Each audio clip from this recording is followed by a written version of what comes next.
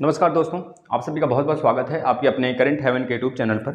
यहाँ पे जो प्रशिक्षु परेशान हो रहे हैं, 3 बात को लेकर मैं डिस्कस करूँगा। एक तो जो ऐसे प्रशिक्षु हैं जो कह रहे हैं जिनका 3 बार बैक है, आखिर वो क्या करें, वो डीएलएड छोड़ दें। 3 बार बैक वाले प्रशिक्षु क्या डीएलएड छोड़ दें? डीएलएड छोड़ दें।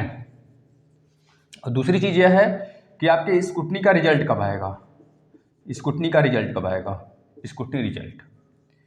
और तीसरी बात यह है कि आपका जो यह विवाद चल रहा है ना, इसका फाइनल डिसीजन पहले मैं इसी में लिख देता हूँ कब आने वाला है, 5 दिसंबर तक आने वाला है। इस बात को मैं थोड़ा भूलूंगा नहीं। और तीसरी बात यह है कि क्या आप सबके रिजल्ट मतलब आप सबके एग्जाम पर क्या इसका इफेक्ट क्या पड़ेगा, यह चीज़ें समझ रहे हो ना। मतलब आपके एग्जाम कब होंगे, क्या इससे कोई इफेक्ट पड़ेगा आपके एग्जाम पे, तो यह चीज़ें मैं लिख देता हूँ। आपके करंट में जो एग्जाम लगने वाले हैं डीएलएड के, उस पर क्या इफेक्ट डालेगा यह, है ना। यह चीज़ें, तीनों चीज़ें आपके सामने हैं। देखो, जो बच्चे यह सोच रहे हैं कि जिनका 3 बार बैक है, और जहाँ कहीं से भी आप सुन रहे हो, देखिए यह उस अगर नोटिस को आप तो खुद पढ़ सकते हैं ना, मैंने डाल रखा है टेलीग्राम पे भी, करंट हेवन के नाम से टेलीग्राम में जुड़ जाइए। उस पर खास चीज़ें मैं नहीं, जो वीडियो वगैरह आते हैं वही मैं वहाँ पे डाल देता हूँ। और प्लस जो भी थोड़े बहुत हम बनाते हैं, अभी सुपर टेट का क्लास स्टार्ट करेंगे तो उसके सारे PDF वगैरह हम देना स्टार्ट कर देंगे वहाँ पे। मैक्सिमम वहाँ पर यूपी टेट के भी सारे के सारे PDF पड़े हैं, जो बच्चे हैं वहाँ पर ज्वाइन हो जाएंगे। और डीएलएड के मैक्सिमम सारे क्लासेस इस प्लेटफॉर्म पे ही पढ़े हैं, यूपी टेट के पूरे कंप्लीट पढ़े हैं, सारे क्लास होते हैं, जो देखा करिए आप बस। देखिए, जो जिनका 3 बार बैक वाले बच्चे हैं, जो इनको कुछ करना नहीं है अब, ना ही कुछ हड़कम प्रसाद करने हैं। जो चीज़ें चल रही हैं चलने दीजिए, क्योंकि जो चीज़ें हैं अब हमारे हाथ में नहीं है, अब हमारे हाथ से बाहर हैं। क्योंकि जब हाई कोर्ट और सुप्रीम कोर्ट के पास सारी चीज़ें चली जाती हैं, तो अब हम ना ही धरना कर सकते हैं उस बीच में, ना ही उसको जोर जबरदस्ती कर सकते हैं, ना ही SCRT जाओगे, ना ही PNP जाओगे। जो आपको कह रहे हैं चलो धरना करा के कुछ कर लेना, तो कुछ नहीं कर सकता बेटा। जो चीज़ें हैं वो स्टे लग चुकी हैं। हमें बताता हूँ, यह बात नहीं कही गई है उसमें कि आपके एग्जाम नहीं हो सकते हैं।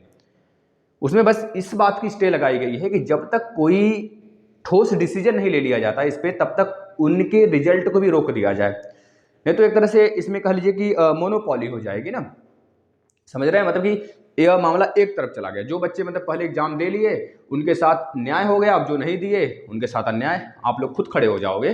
तो सुप्रीम कोर्ट या फिर हाई कोर्ट जो भी डिसीजन लेती है, बहुत सोच समझ के लेती है, बहुत दूर की चीज़ें सोच के लेती है। तो इसमें किसी की हानि नहीं होगी। जो चीज़ें आएंगी हमारे समझ आएंगी। और इतना याद रखना, जो हाई कोर्ट है और सुप्रीम कोर्ट है, इसका न्याय जो भी होता है भाई, मतलब कि कुछ भी करे तो अपने देश के हित के लिए करती है, या आपके अहित के लिए नहीं करती है। अगर आप यह सोच लो कि हमारे अहित हो इसमें है, या फिर हमारा इसमें हमारे साथ शोषण हो रहा है, या फिर हमारे साथ गलत कुछ कर रही है, तो भाई देखो, एक चीज़ इसमें और होते हैं। जैसे कि अगर आप कुछ काम करते हो, जैसे कोई क्रिमिनल है, कुछ किया, कोई इशूज मतलब कुछ कंडीशन उसमें मतलब कुछ कर दिया क्रिमिनल, तो वो क्रिमिनल मान लीजिए ऐसा कुछ गलत काम किया जिसके लिए पहले से कानून बना हुआ था, तो अब उसको क्या होगी, उस कानून के नियम के अनुसार उसको सजा हो जाएगा। लेकिन जब ऐसा कुछ वह क्रिमिनल जो है ऐसा कुछ कर दे जिसका नियम बना ही नहीं है, तो भाई उसको किस बात की सजा, समझ रहे हो ना। तो बस यही हुआ है हमारे डीएलएड भाइयों के साथ।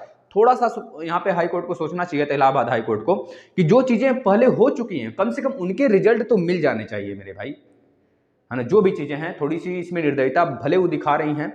जो पहले हो चुका है, जो पहले जिस बेचारों ने, जिस अभ्यर्थियों ने एग्जाम दे रखा है, उनका अगर मार्कशीट अनाउंसमेंट हो गया है, तो उसका तो न रोके। पहली बात है, मेरे हिसाब से उनका नहीं रुकना चाहिए, किसी भी सूरत में नहीं रुकना चाहिए।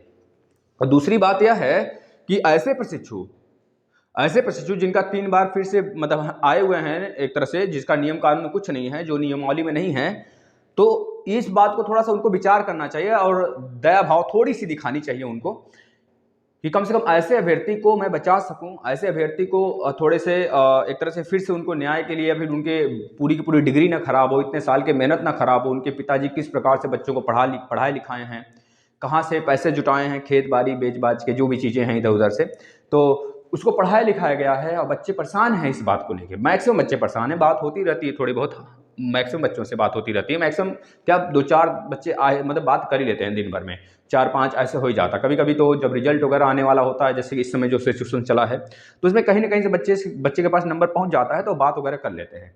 तो इससे पता चलता है कितने ज़्यादा बच्चे परेशान हैं। तो थोड़ा सा इसमें अगर सुप्रीम कोर्ट, डायरेक्टर सर तो दिला ही रहे थे एग्जाम 3 बार बैक वालों का, है ना।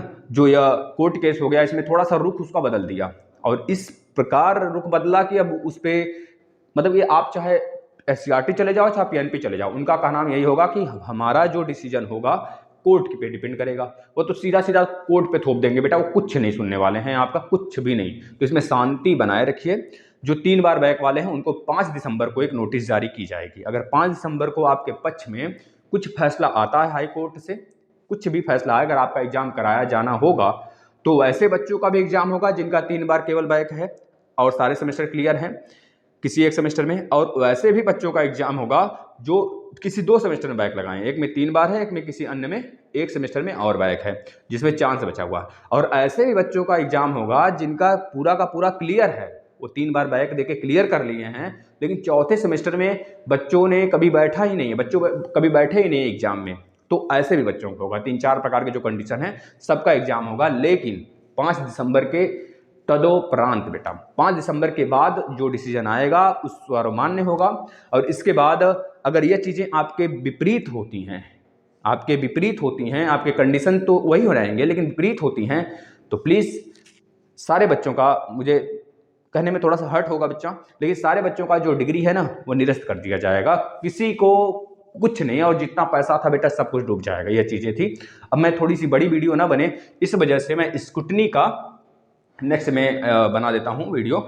और जो ये एग्जाम इफेक्ट की बात हो रहा है, एग्जाम पे कोई इफेक्ट नहीं पड़ने वाला, इससे कुछ भी नहीं, नथिंग के बराबर, ठीक है। इस वीडियो को शेयर करिएगा, हर एक बच्चे तक पहुँचाइएगा।